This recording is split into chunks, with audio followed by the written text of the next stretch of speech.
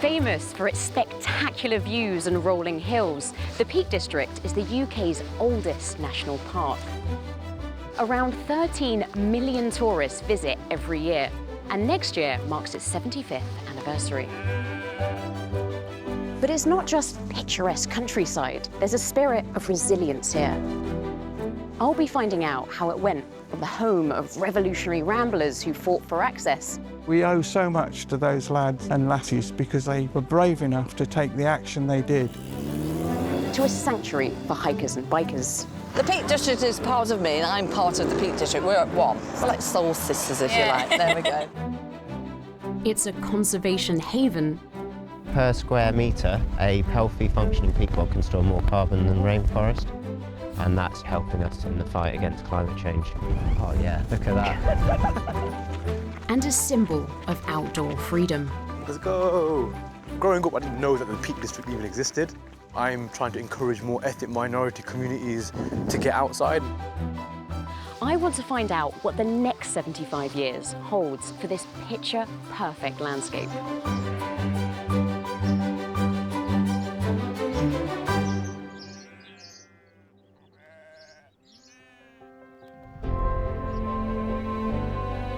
Made up of 555 square miles, this national park is in the centre of England. Within 1 hour's travel time of 4 major cities and 20 million people, making it one of the most popular natural tourist attractions in the UK. It's all about tranquil villages and fresh air here in the peaks. I can see Derwent Valley, the ancient woodlands, and there's a town called Matlock Bath, which is where I'm heading. It's a small spa village on the southeastern edge of the Peak District. And it's got a seasidey vibe to it. Maybe because of all the tourists, but it's also popular for another reason.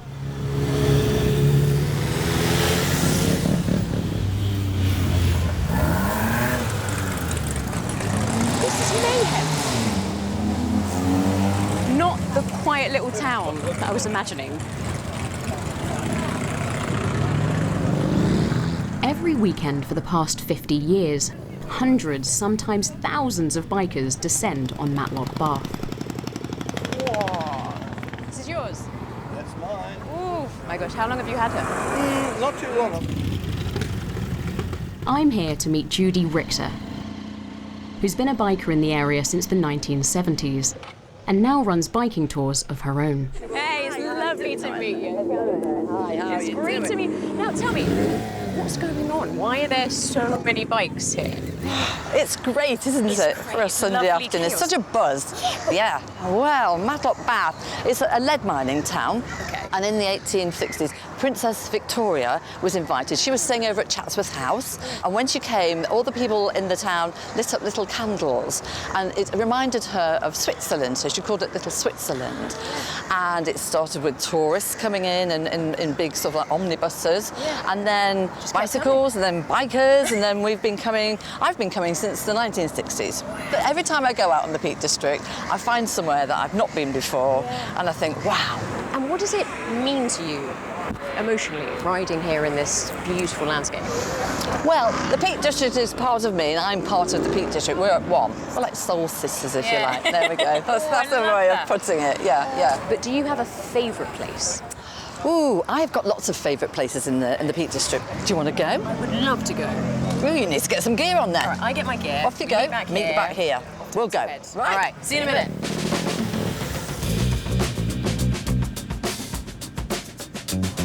Ready to rumble.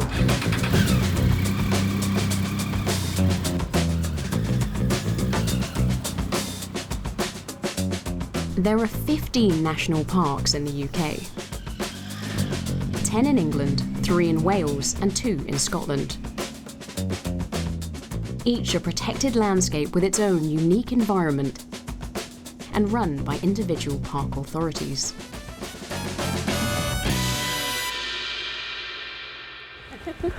What a ride. I know. Incredible. Oh, I did enjoy that. That's fantastic. This is the most favourite place in Derbyshire for me, Monsall Head. Serenity, quiet, away from the crazy of Matlock Bath. So when you've been out on the bike having a lovely time and the engine's revving, sometimes you just need some peace and quiet just to bring it all Contrast it a down. bit. Absolutely. Yeah. What's your future here in this landscape, biking? I'm going to be riding well into my 90s. If I can't do it on two wheels, it'll be with a sidecar. Absolutely. You're going to see me zipping around with a scarf flying behind me. Absolutely. Yeah. Love it.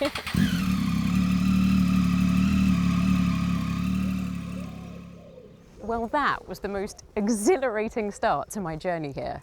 The roar of the bike, the quiet of the hills. You can see why the biker's life is so addictive. You get to see so much more of the park. But it wasn't always like this.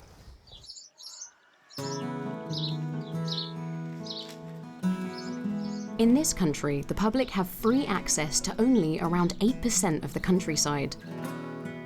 And over 90% of the land here in the Peak District is in private hands. In the early 1900s, enclosure acts meant that local people were more or less totally banned from walking in the peaks. But in 1932, a group of 400 ramblers set out to challenge that. They staged a mass trespass, hiking up the highest mountain, Kinder Scout, and this proved to be the catalyst for the eventual creation of Britain's national parks. And their leader, the son of Romanian Jewish immigrants, was a 20-year-old working-class lad from Manchester called Benny Rothman. Sadly, he passed away in 2002, but I'm lucky enough to catch up with someone who knew him well, journalist and author Rowley Smith. This is Hayfield, where the famous mass trespass of 1932 started from. It was an iconic moment in the history of access to the countryside in this country. The Enclosure Acts parcelled off the land to various landowners, and that's when the dreadful notices trespassers will be prosecuted started to appear. And so who was Benny Rothman? Benny was an incredible character. I was lucky enough to know him as a friend. He was only about 5'5", tiny little chap, but he was so principled and a wonderful, wonderful campaigner, not just for access to the countryside, but for all sorts of other things. So he organised the mass trespass, and they marched off down this road here towards Kinder Scout, along this river. This is the Kinder River, and they decided to depart from the right-of-way that they'd been on and go and actually trespass onto Kinder Scout. Of course, they knew they'd be met by gamekeepers, and they were. Yeah. And there were a few scuffles, and they carried on and met another group, and they had a victory meeting. And then they marched back down this road, back to Bowden Bridge, where they were met by a lot of policemen. 5 of them were arrested. Benny was one of the 5 and served 6 months in prison for simply walking on the moors. During the Great Depression, jobs were scarce, and local people like Benny craved an escape from polluted and cramped cities. The public were outraged, and the trespass got huge national attention. We owe so much to those lads and lasses from the 1930s because they were brave enough to take the action they did. Kinder Scout is now under the protection of the National Trust and is the centre of a major conservation project. Hey, Hey! I'm meeting Ranger Chris Lockyer to learn more about the work that they're doing. I hear we're going on an adventure today. definitely are. Little yeah. adventure up Kinder, do some vegetation monitoring. Yeah, nice. We got this kind of weather, do you think? Hopefully, yeah. We'll have to better wait get and see. Off we go.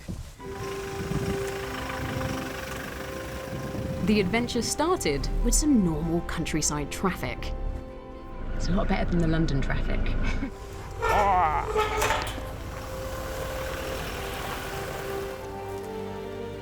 During the Industrial Revolution, pollution from neighbouring cities destroyed much of Kinder's natural vegetation. Just when you think it can't get any more bumpy. For over 20 years, rangers have been working to restore the moors to their original glory. We arrived into a misty cloud and a high wind.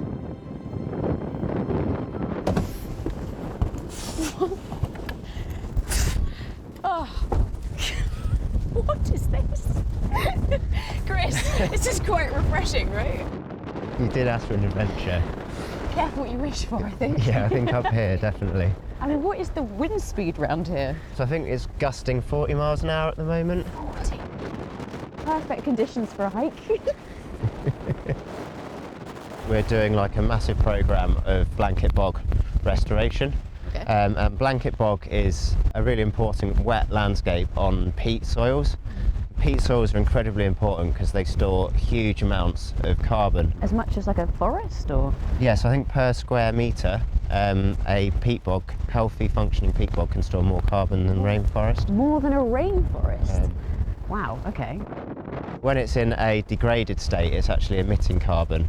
So we're looking to restore all of our peatland, get it to that healthy, active state where it's beginning to take in and actually, suck carbon out of the atmosphere. In order to do that, they have to fly in tons of heather and grass seed to this remote area by helicopter. Proper ripping in now. The rangers then plant them along with sphagnum moss, creating a protective layer of vegetation to prevent erosion and rebuild the peat bogs. So this is it, the summit? Yeah, the top of Kinder Scout. So we did it? We've done it. Man, all right. I mean, I feel like I kind of want to climb up there just... Yeah, definitely. Just for the kicks, Yeah. right? We're going to do it.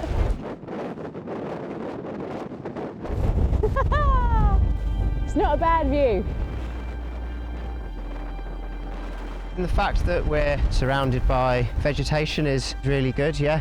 And The vegetation monitoring at the top of Kinder ensures the rangers know that their restoration project is working. So we've got like a good kind of 15 centimetres here, but really we want to have kind of, metres of peat, yeah. So we're going to push it, together? yeah. With these simple metal rods, they can measure the water table and the depth of the peat bogs. That's way taller than you. Oh yeah, look at that. We got it though. I think the impact will be massive. We're stabilising the bare peat. We're getting all that water back into the landscape through the gully blocks and the planting of sphagnum moss. And that's, really helping us in the fight against climate change.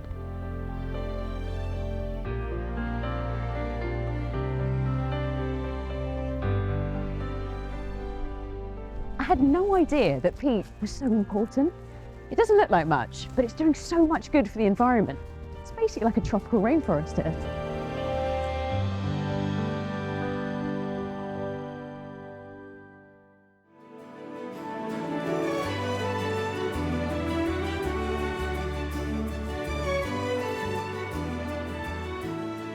Home to about 38,000 people, the peaks are brimming with local customs. Speaking of which, I'm on my way to celebrate one of its quirkiest traditions. In a historic village called Bonsall on the edge of the national park, I'm meeting Colette Dewhurst. So, what have we got going on today? Well, it sounds a bit bonkers, I know, but we actually do hen racing here in Bonsall. Racing? Yes, actual hens. Why do you do that? Well, it's just been going on for a long time in these parts. We think it's probably because, a lot of the Derbyshire villages are very remote and maybe it's just a way to make entertainment in the long winter evenings, Roma, but... Entertainment. Yes, hen very, very good. So once a year we have the World Championship hen races. It's a coveted title. People come from all over, not just the local area, believe it or not. And it's been going on for hundreds of years in this area.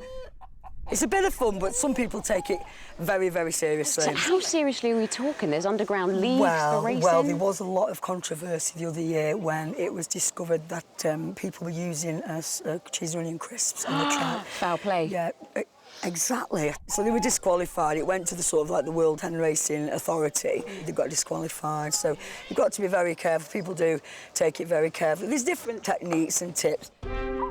The children come, they're like pets, they're tame. So when you put them on the race, they've not really got that sort of killer velociraptor instinct we would be looking for in a winner, and they tend just to sort of maybe sit and have a bath in the dust and not really do a deal, but then you can tell the ones that have been trained, because it's actually quite thrilling when they run, honestly.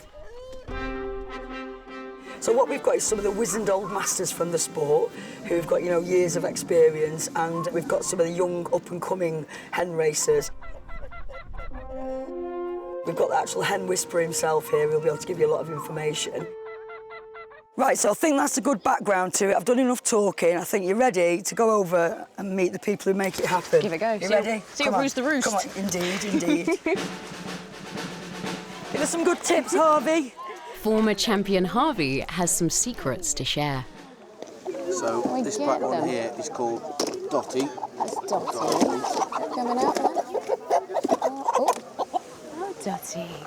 Oh, Dotty. Get over its wings. That's okay. All right, girl. All right. This is her debut today.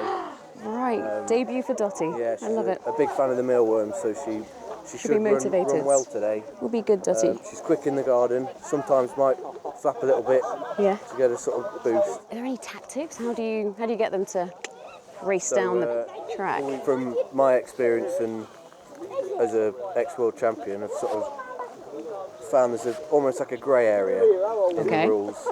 So as the start whistle goes, you can give them a little nudge. A little nudge? I might now get my trophy rescinded now and lose my title, I think, because it's not against the rules as such, but it's in the sort of grey area. Yeah. But if you want to win, it's what you've got to do.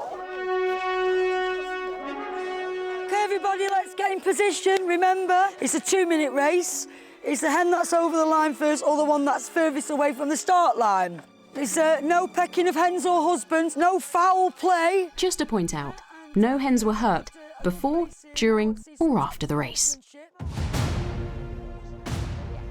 On your mark, get set, go! Go on, Dotty! Come on, Dotty! Go on, Dotty! You've got to go! Go on! Go on, Dotty!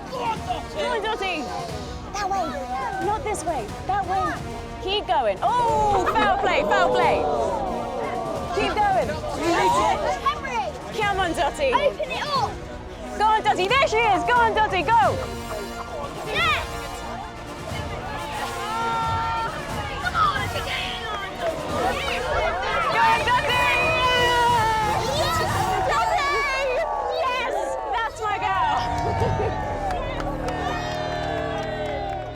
Can't believe it. What sheer talent, raw maverick talent there. Then. So you've got your trophy, you've got a meal for two, and you've probably got a sense of achievement that lasts a lifetime. It really will. Yeah, brilliant. Well done, Red. Well, get up, Red. One for Dotty! For Dotty! Future great. Well, that was absolutely brilliant. I loved it. I mean, she won. Didn't you, Dotty? Yes, you did. This is your moment of glory. Sit, a true champion.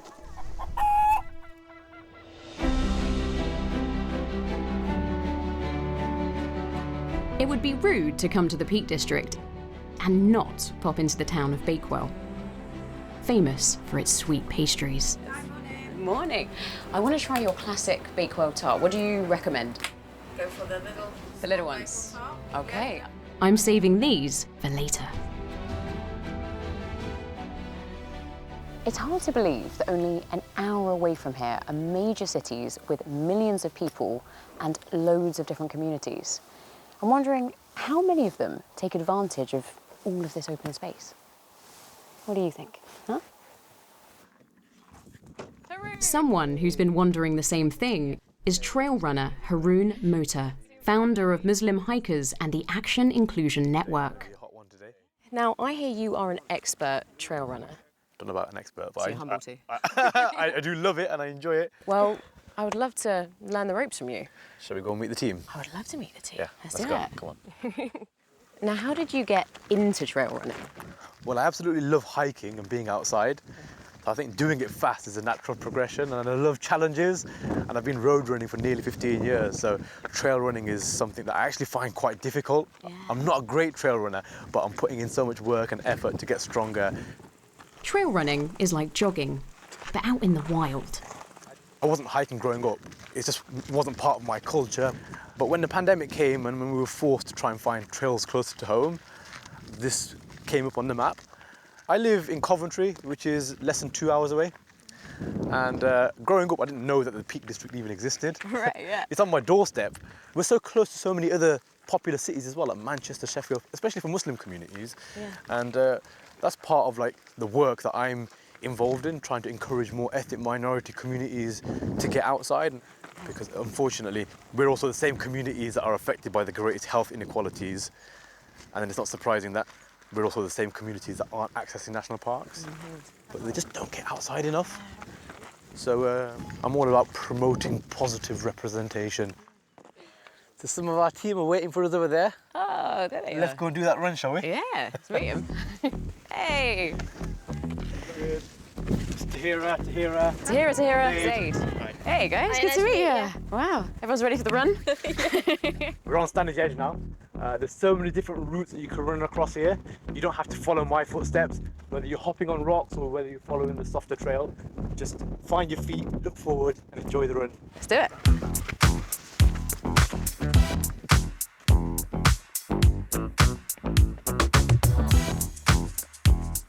New hobby unlocked. Only 1% of visitors to all national parks in the UK are of an ethnic minority. Come on. You're enjoying this, aren't you? I love it. Haroon's organisation, along with park authorities, are working towards changing this. Guys, come and join me up here.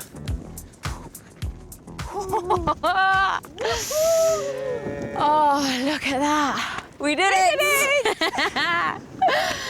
Well done. Oh, these views. That was just incredible. I think I found my new favourite hobby. It's just so much fun.